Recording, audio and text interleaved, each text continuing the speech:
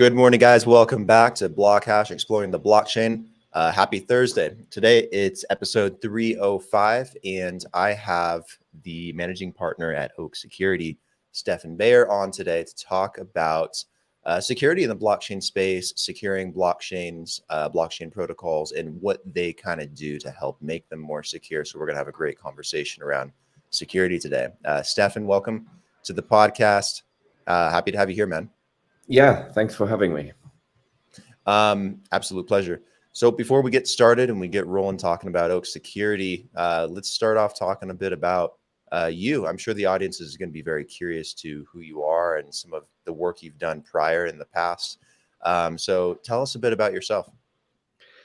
Yeah, so I'm a computer scientist by training. I did a PhD in operating systems back in 2004. And at the time, operating systems research was sort of, well, probably call it the dead end. Everything or a lot of things were done, and people from operating systems research moved into distributed systems.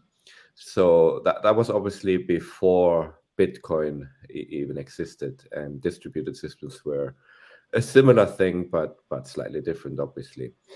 And I started a postdoc at a research institute, and we looked at replicated databases, which essentially is something like a blockchain, or it tries to solve the problem a blockchain solves, namely synchronizing a database across a distributed system.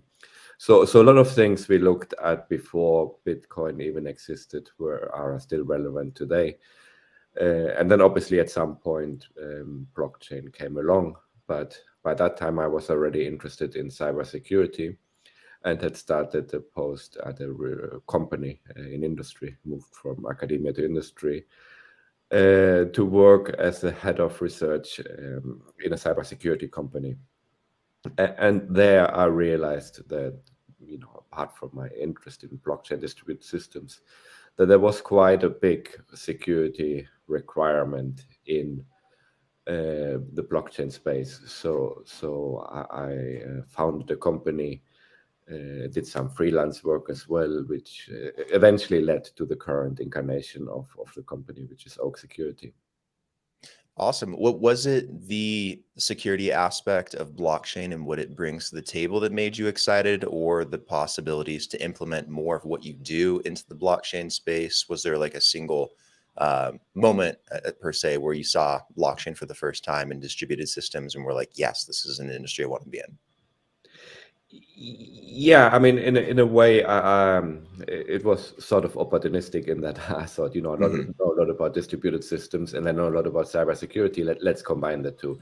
But obviously, when blockchain became a thing, at first, along with other distributed systems research, I sort of dismissed the idea of replicating everything on every node and trying to keep it 100% consistent, because that doesn't scale well, and we saw that in Bitcoin at first. It didn't scale well, so I sort of rejected the idea, and it took me a while to come around to it. But then with Ethereum and smart contracts, I got very interested in distributed applications or decentralized applications on top of the blockchain.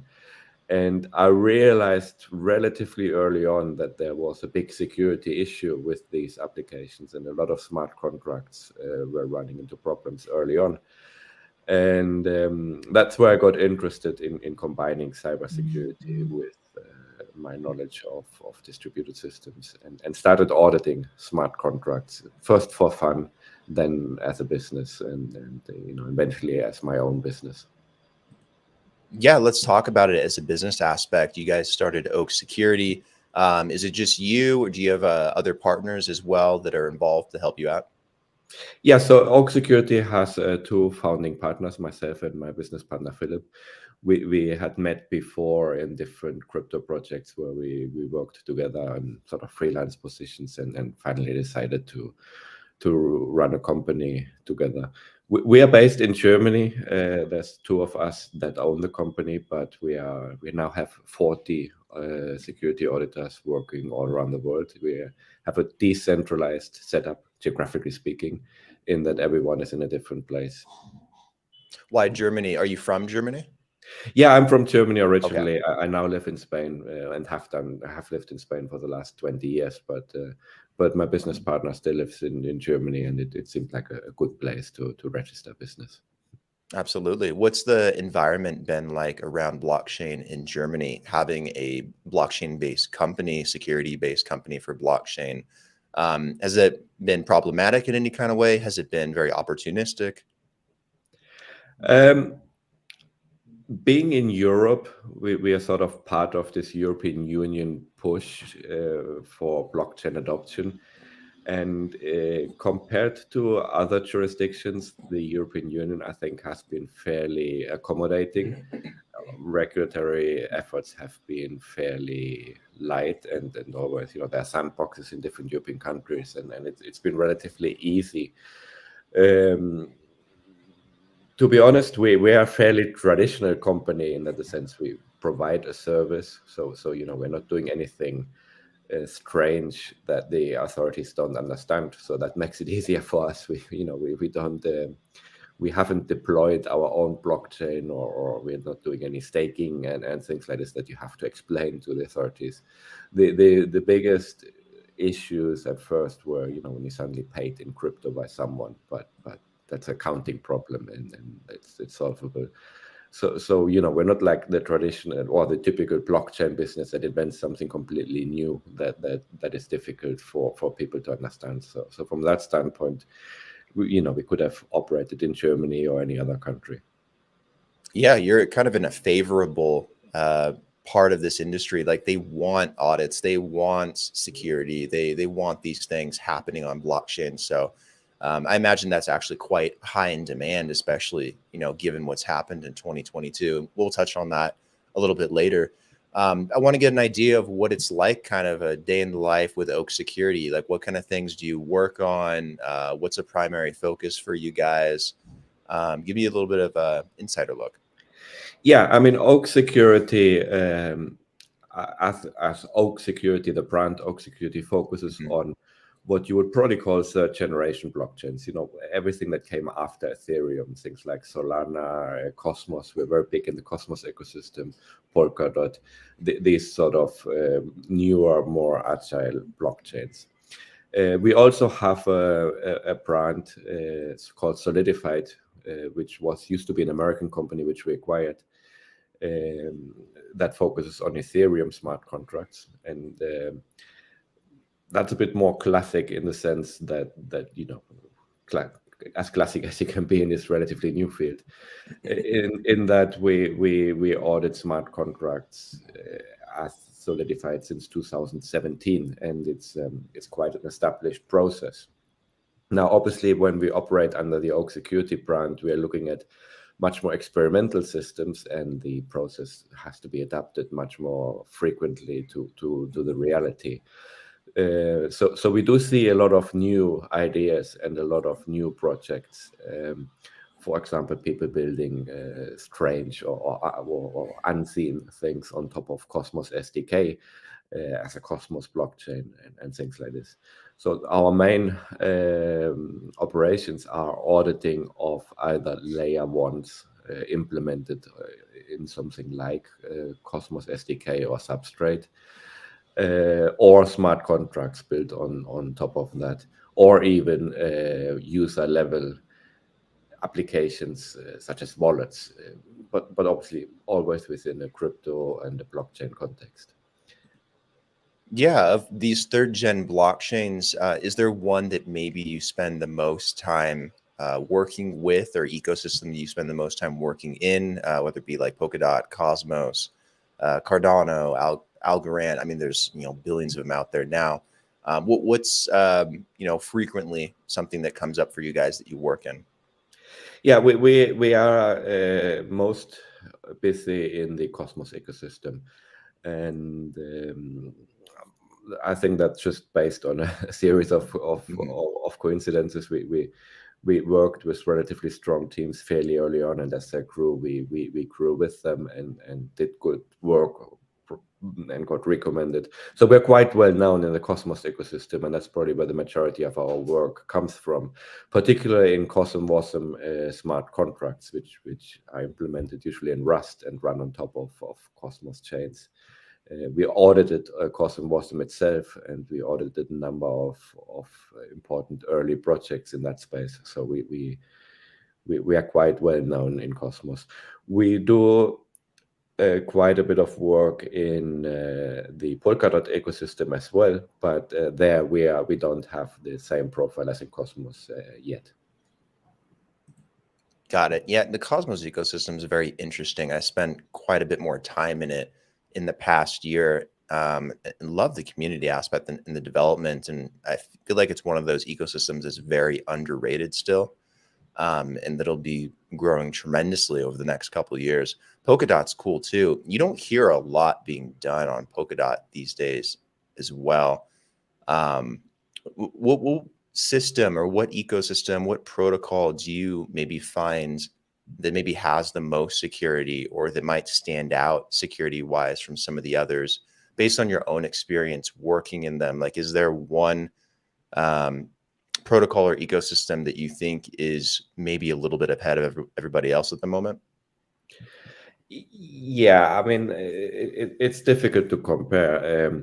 Obviously, things like Polkadot and Cosmos have a very strong security model as a platform.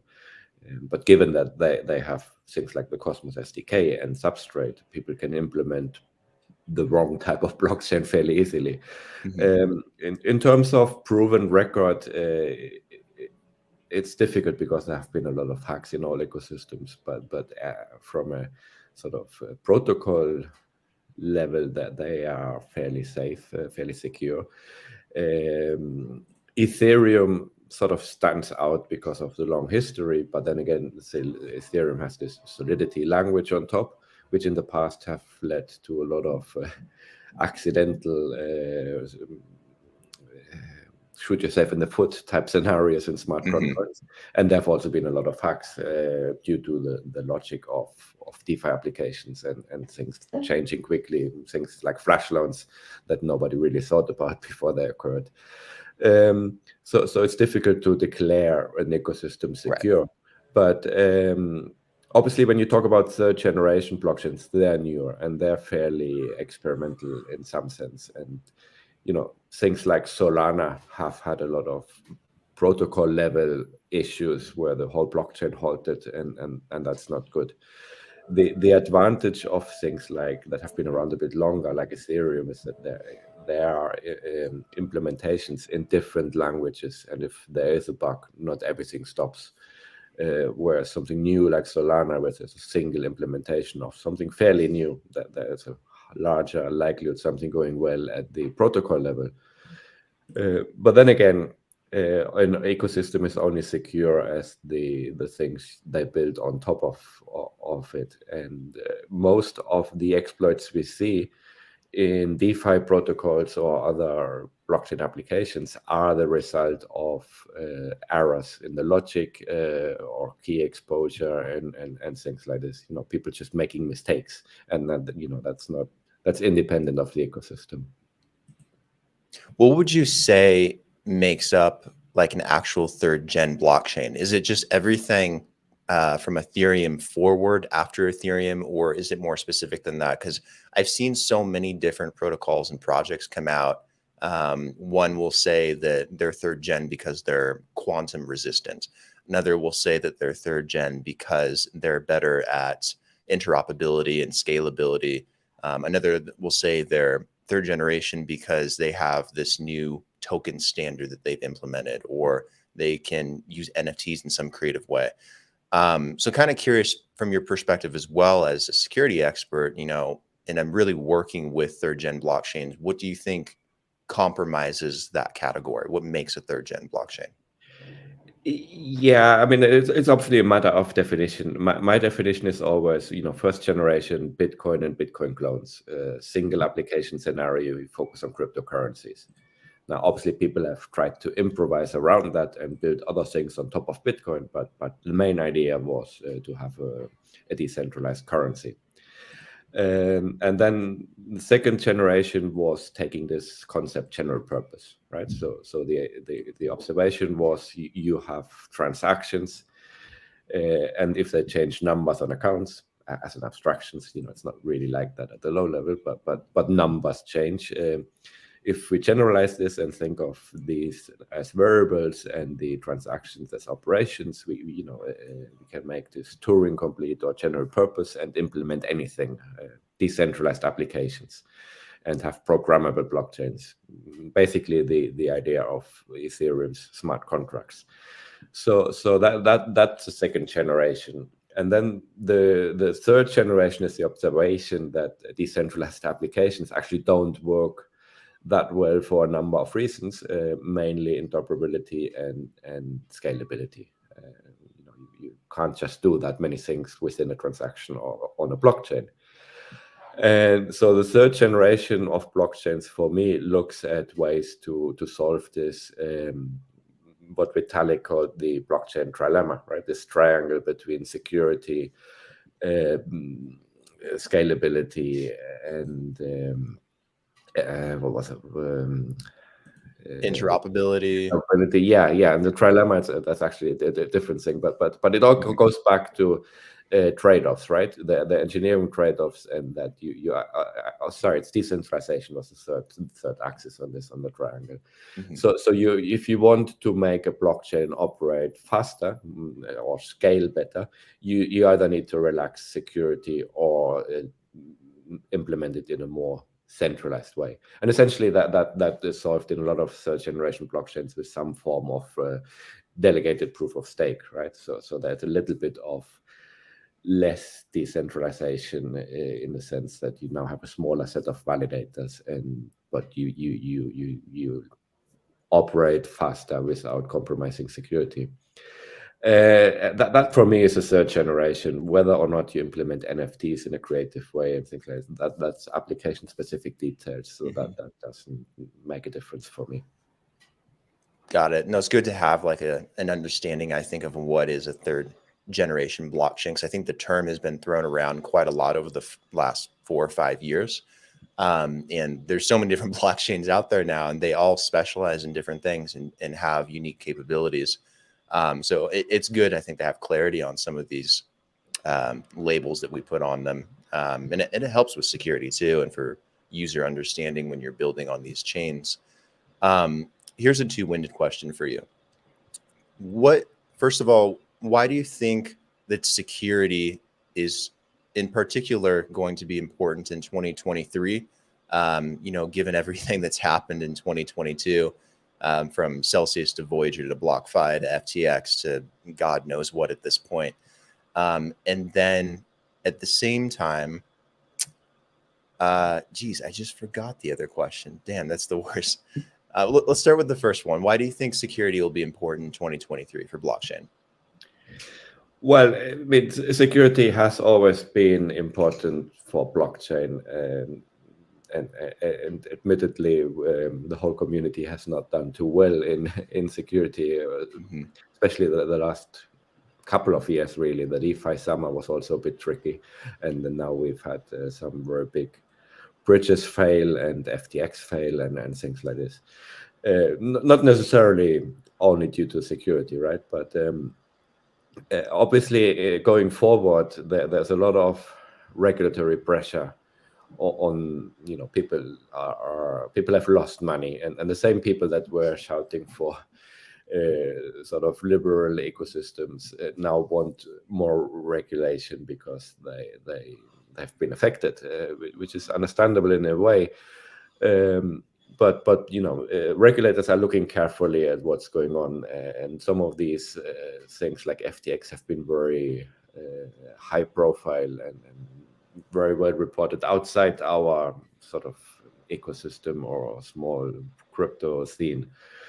And obviously, if we want big investors to keep putting money into blockchain, and even small investors, any investors, that they need to be able to trust that things like this don't happen. And at the same time, regulators might go one way or another if they feel there's inherent insecurity. Got it. And I just remembered the other question. Given the fact that this industry has evolved so much, we have NFTs in all kinds of different ways these days and how they function. We have DeFi with lending and borrowing, staking and yield farming, and a vast array of different stable coins. And it's just constantly evolving every single day. It's hard to keep up with. Are there any new or potential attack vectors or security concerns that maybe have evolved over the recent period of time in crypto and blockchain that maybe you think is something people should start paying attention to, that could be an issue at some point, or that protocols and projects need to keep an eye on? Yeah, I mean, there are new attack vectors every day, and one thing that concerns us is the growing complexity. Back in 2018, you audited a set of smart contracts. You looked at a relatively contained system. There was a certain number of things that could go wrong, and a certain amount of entry point and exit points, and that was it. And then protocols started to be put together like Lego bricks, and you have protocol composability, which added a whole new layer of complexity. And we see things like protocols being exploited in several steps, combining different protocols and lending money there, getting a flash loan there, moving it there, having a bit of arbitrage over there, and then using that to exploit over there. Very complex vulnerability scenarios that are, it's almost impossible to come up with. It's just by reasoning about the whole system. And then what's been added to this more recently are things like bridges and interoperability. You get a lot of bridge attacks recently, and that's because of a very specific reasons. Bridges are very complex. They are usually written in a number of technologies. You have one type of system on one side, you have another one on the other side, and then you have some sort of consensus layer, if it's decentralized bridge, in between that, possibly using a third technology. And there's so many moving parts that a lot can go wrong. There's also inherent insecurity of having non-native assets bridged to a different blockchain, which is not easy to solve, right? If I have this was also pointed out in an interesting blog post by Vitalik Buterin. If you have Ethereum or ETH on Solana, it's not bound over there by the Ethereum protocol rules anymore. So there's an inherent level of insecurity that you can't really deal with easily. So the whole space has just become very complex, and on top of that, we see the speed it moves, right? So I always say the traditional finance system is slow, but it's also slow for a reason, right? People have learned how to develop secure financial applications over 50 years, and they take their time, and we are just rushing out code at an insane speed sometimes. And that makes it very difficult. So it's a combination of the blockchain being a very attractive target, it becoming more and more complex, and people moving faster and faster. So that's a very difficult problem to solve. Yeah, you mentioned bridges. I had a bad experience with one a year ago using the Polygon bridge when it was kind of brand new and came out. I was trying to move. I forgot what it was, but it was one token on Ethereum, moving it, onto Polygon, or I was doing something and I messed it up, and they got into my MetaMask, and I went to like the wrong site. It was so silly of a scenario, but I feel like human error is another huge part of this too, because when you have all these moving parts and all these different layers, and you have different things written, in different technologies, kind of like you're talking about, it's very difficult for an average person who's just trying to do something simple, like bridge their crypto from one chain to another, to understand that and to not make a mistake. Um, do you think that that's like one of the maybe biggest issues, is just maybe the lack of knowledge on some of these things and the human error that kind of goes into it? It's kind of hard to avoid in this space. Yeah.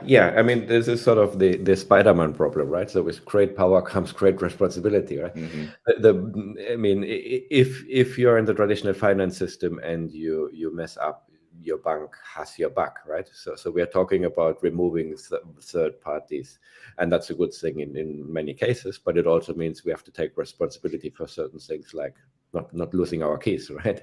Mm-hmm. If I lose my password to my online banking, or I lose my credit card, I just can go with my passport to the bank and someone will help me. If I delete my my seed phrase and I don't have a backup, or I lose my private keys for my account as a crypto user, there's no one there to help me. So I have to know what I'm doing, and a lot of people are not willing to spend the time learning what they have to do. And also a lot of projects don't necessarily push the message to their users enough that there is some personal responsibility. And there's a big trade-off between usability and security. You've mentioned MetaMask there, right? How easy it is to get a keylogger that installed, or get tricked to the wrong site, Right. connected to the wrong website, and then just being asked to sign a transaction that is not the one I want to sign. I mean, who can read these transactions at the byte level as a user?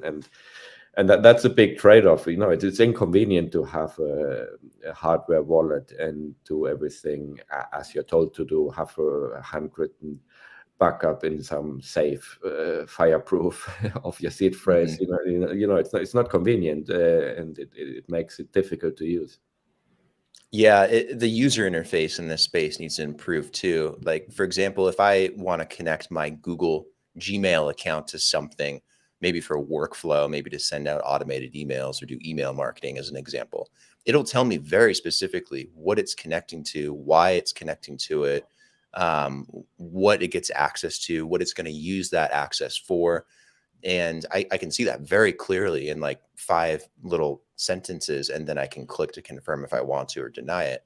And while you get the option with MetaMask, it just kind of pulls up a string of code, and it's like, do you approve this code and this connection? And I'm like, I don't know what dot error slash string of numbers parentheses this means. And I think for a user, that's not good either.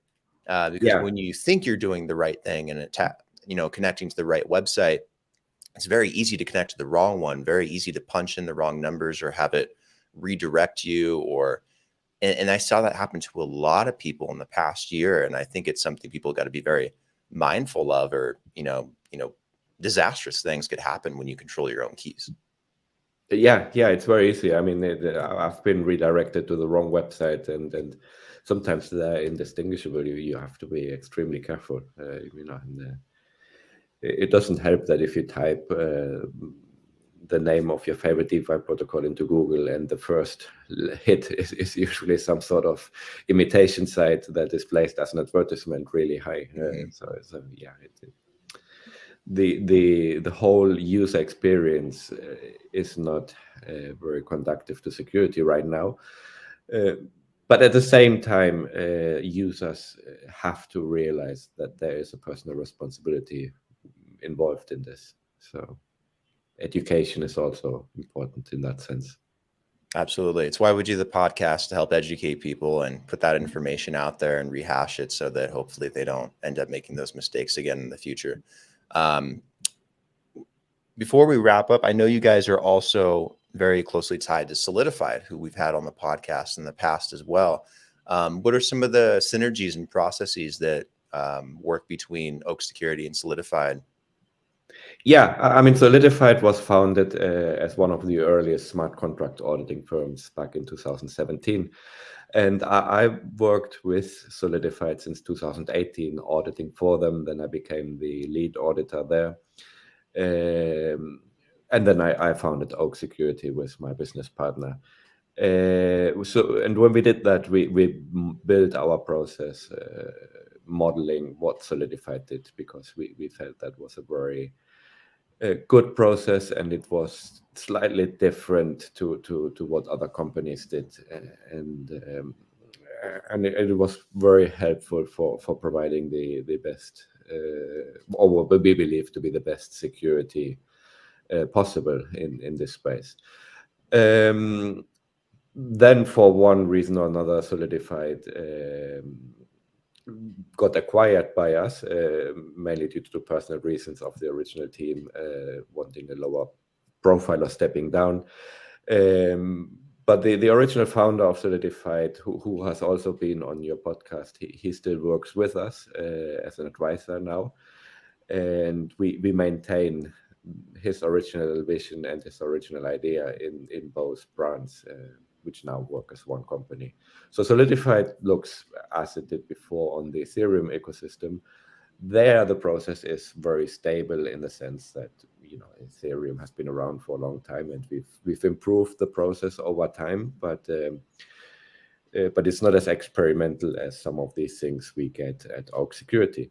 We try to do at Oak Security follow the same model, and we do that for all the workflows. But obviously, the type of things we have to look at, and the way we audit certain new things that no one has ever audited before. There's not much of an existing knowledge base of what the common vulnerabilities are. We have to be slightly more agile and adaptive. Got it. No, that's really cool that you guys are working together. He's a very smart guy. We had a really good episode talking about very similar stuff. Where can people go if they want to get in contact with you? They want to work with Oak Security. Maybe they need some audits. Maybe they need some solutions built out. Where should they go? Where do you want to direct people? Yeah, I mean, we've got our website, auksecurity.io. There's a contact form and all the social links. We can also be reached on Twitter at securityoak, one word. Yeah, these are the two options really, or you know, directly contact us at info@auksecurity.io. And what about yourself? What if someone wants to connect with you, maybe have a conversation, maybe collaborate? Do you have like a LinkedIn or a Twitter? Yeah, I'm on Twitter as Beyer_ST, my surname _ST. I'm not the most active Twitter user, but I read my messages. And I'm also at ST Beyer on Telegram. You know, we're not too keen on Telegram because there are a lot of impersonations going on Telegram. But we've noticed that in the crypto space, it's the preferred way of people contacting us. Got it. Guys, go contact Stefan if you want to check him out and you want to talk with him and have a chat. Make sure to check out Oak Security and everything they're doing if you need some of their services and you need to you need that kind of help in the space. You want to work in security, you want to get some security audits done, you want to build out solutions, whatever it may be. Check out Oak Security. Make sure to like and subscribe to the podcast and the video down below if you haven't already. Dude, really appreciate you coming on. It's been a great episode. Learned a lot, very insightful. You know, talk on security, I think a bit more broadly, and on third gen blockchains and some of the work you guys do. It's going to be very important, I think, going forward, given the chaos in the blockchain world. So thank you for the time. Really appreciate it, man. Yeah, thank you. Have a great day. Talk soon. Likewise.